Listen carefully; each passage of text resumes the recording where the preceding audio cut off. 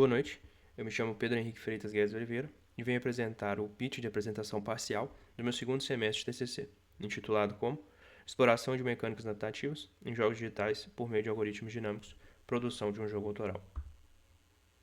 Bom, para relembrar, Astro, que é o jogo autoral sendo produzido nesse TCC, é um jogo pixel art plataforma com alguns momentos top-down, focado em movimentação dinâmica com um tema espacial. A história do jogo envolve a história de uma pré-adolescente que achou que ia ter um dia normal com a sua família indo encontrar sua avó, mas de repente foi jogada em uma aventura interdimensional interplanetária. A única coisa que ela tem para seguir em frente são as orientações de uma estrela e algumas habilidades especiais. Para fazer uma revisão do progresso do que tinha sido apresentado no primeiro pitch, a gente pode falar do GDD, que é o Game Design Document, que é um documento em que o artista por trás do jogo, ou os artistas por trás do jogo, a equipe, consegue divagar sobre a sua opinião artística em relação à produção do jogo. Então é o momento em que eles dedicam para dizer qual a intenção deles produzindo o jogo, quais mecânicas eles esperam colocar no jogo, qual é a intenção artística, qual é o estilo de jogo e de mecânicas que está tentando ser realizado pela equipe. Além disso, nós tínhamos um sistema de diálogo, um sistema de cutscenes, um sistema de mapas, um sistema de procura de caminhos e o básico, o início, o sketch de um inimigo chamado Zod. Para início, eu acho que vale a gente colocar uma gameplay do jogo atualmente. Então, ela é exatamente o mesmo trecho de gameplay que foi mostrado no Pitch 1, mas com diversas diferenças no cenário e itens, a presença de itens pelo cenário, que tornam ali a exploração do cenário muito mais dinâmica. Então é basicamente o mesmo trecho de gameplay no quarto da Zoe em que ela descobre que a sua família não está mais onde ela achava que estaria. E agora o primeiro nível. Neste momento, o primeiro nível está finalizado e tem uma série de mudanças. Basicamente, o primeiro nível no primeiro pitch era um nível aberto, com a câmera mais ou menos centralizada na Zoe, com alguns limites, que permitia uma exploração sem muitos limites e sem direcionamento. Como nós estamos produzindo um jogo, como eu estou produzindo um jogo, de escopo fechado, uma equipe reduzida e uma deadline curta, nós temos que lidar com o fato de que precisamos de um jogo mais simples, que comunique de forma mais direta, porque a gente não tem tanto tempo para polir, para colocar mecânicas no jogo e comunicações um pouco mais rebuscadas, digamos assim, que possam direcionar o jogador ou de alguma forma guiar o jogador durante a gameplay. Por isso a gente adota uma postura mais simples aqui, eu adoto uma postura mais simples, que é de cercear, limitar os níveis para colocar uma comunicação clara para a Zoe, permitir uma interação de habilidades muito mais simples também. Então todas as habilidades elas foram testadas para se comportar em um ambiente fechado, em um bloco fechado como esse, com poucas saídas e basicamente elementos de parkour, para exemplificar ali a movimentação dinâmica. Então, num nível como esse, nesse primeiro nível, é claro que a Zoe tem que se movimentar da esquerda para a direita e para isso ela tem que dar um jeito. E para quem tem um pouco de familiaridade com jogos de plataformas, sabe que o que ela tem que fazer é pular, fazer parkour pelas plataformas. Então é um exemplo de comunicação, sem dizer nada necessariamente, somente pela movimentação da estrela e pelo estilo do cenário, o jogador consegue inferir que ele tem que ir da esquerda para a direita. Aqui nós temos exemplos de algumas das novas habilidades do jogo. À esquerda nós temos a Ventania. A Ventania nada mais é do que uma habilidade de flexibilização de movimentação. Ela permite que a Zoe se movimente de forma rápida e direta, ignorando gravidade por um certo período de tempo, em 6 direções. Nós temos também aqui uma mecânica de bola de fogo, que é basicamente nada mais nada menos do que uma mecânica de combate. Ela também permite ricochetear em superfícies. Ela tem essa mecânica implementada, mas é uma mecânica que só aparece mais pra frente na gameplay. Além disso, nós temos outras duas novas habilidades. O Wall Slide, que é basicamente uma diminuição do grau da gravidade, como a gravidade afeta a Zoe, caso ela esteja fazendo pressão contra uma parede. A intenção aqui é também elemento de parkour e também reposicionamento. A Zoe consegue ter momentos em que ela cai rápido, se ela não estiver grudada em uma parede, e momentos em que ela cai mais devagar para poder pensar melhor a situação da movimentação que ela tem que realizar. À direita nós temos uma outra mecânica, que é o ataque carregado, que é basicamente a única forma de infligir dano de maneira indireta a certos tipos de inimigo. Então basicamente esse inimigo aí, a gente vai ver mais pra frente, mas ele só poderia tomar dano por essa interação de mecânicas que foram mostradas no GIF. Além disso, nós temos uma outra habilidade chamada de nevasca. A nevasca é capaz de congelar inimigos e de deixar um rastro de neve pelo chão. Esse rastro de neve pelo chão altera o atrito das entidades com a superfície. Então, basicamente, entidades que se movimentarem pela neve têm coeficientes de atrito reduzidos. Então, por exemplo, a Zoe, em específico, consegue fazer parkour de forma diferente, de forma mais veloz. Ela consegue pular mais distante do que ela pularia sem a neve. Então, um exemplo de mecânica que emerge da utilização da nevasca.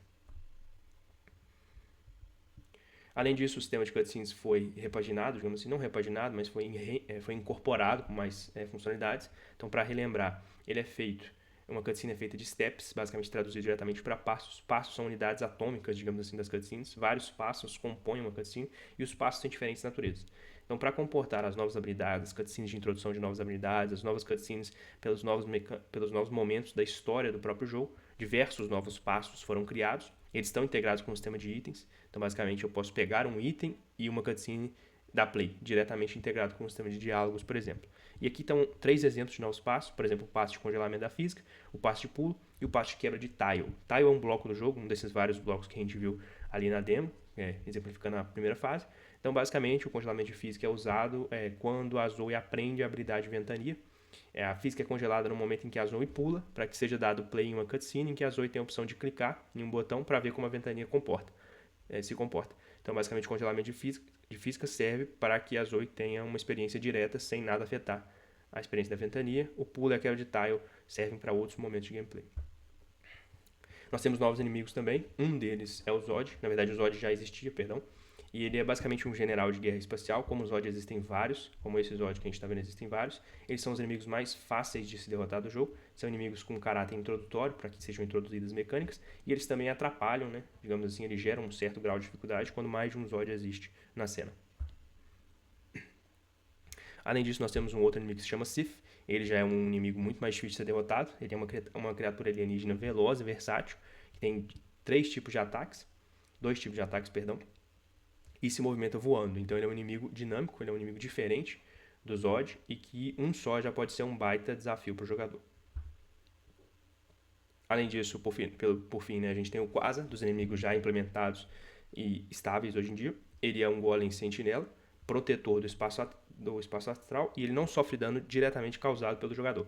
O jogador tem que usar mecânicas de jogo, por exemplo, o ataque carregado, para direcionar o Quasar para que ele seja afetado pelo cenário, só assim tomando dano. Também vale citar, além de tudo que já foi citado anteriormente, que diversas outras mecânicas foram implementadas, mas que não tinham complexidade suficiente para aparecer nessa apresentação.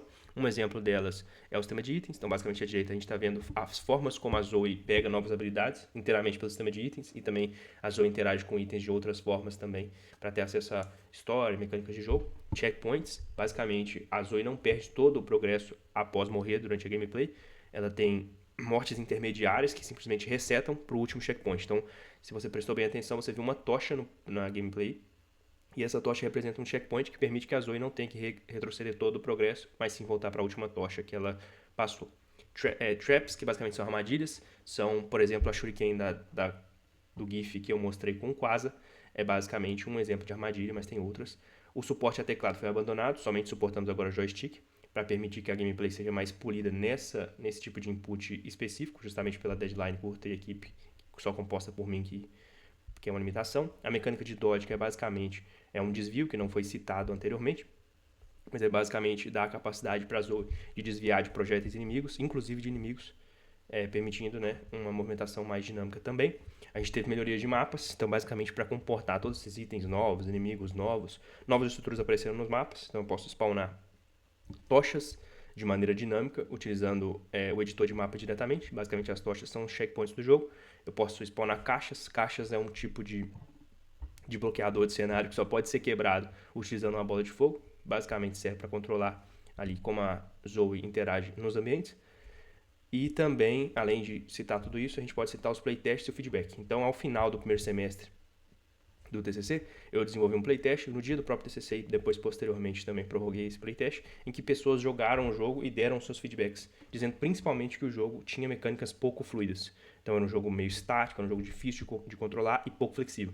Dados esses feedbacks, que é a parte mais importante enquanto você está produzindo um jogo, receber feedback de usuário para produzir um jogo cada vez melhor, diversas mudanças foram feitas, novas mecânicas foram introduzidas e mecânicas foram completamente remapeadas, A ventania, por exemplo, ela tinha um outro caráter, um outro tipo de movimentação, que era unidirecional, para qualquer dimensão, e aí foi substituída por um dash muito mais conciso, direto em 6 dimensões, comunica de forma mais simples e se torna um mecanismo, né, de gameplay muito mais simples de se entender. Um exemplo das mudanças que foram feitas, né? para citar, a gente tem um tempo curto, mas basicamente é isso. Muito obrigado pela atenção e até a próxima.